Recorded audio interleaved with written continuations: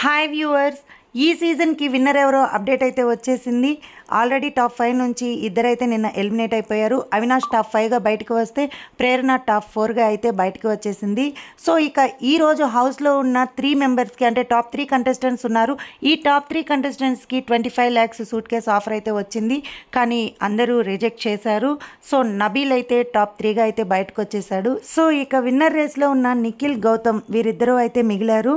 వీరిద్దరికి కూడా money offer చేశారు, కానీ ఎవరు యాక్సెప్ట్ చేయలేదు. సో చాలా సంవత్సరాల తర్వాత ఈ సీజన్ విన్నర్ ట్రోఫీతో పాటు ఫుల్ అమౌంట్ 55 lakhs అయితే తీసుకోబోతున్నాడు.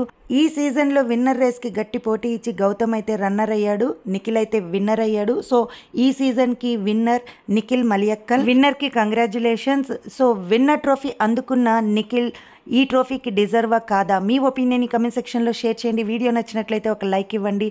తప్పకుండా ఛానల్ని సబ్స్క్రైబ్ చేసుకోండి.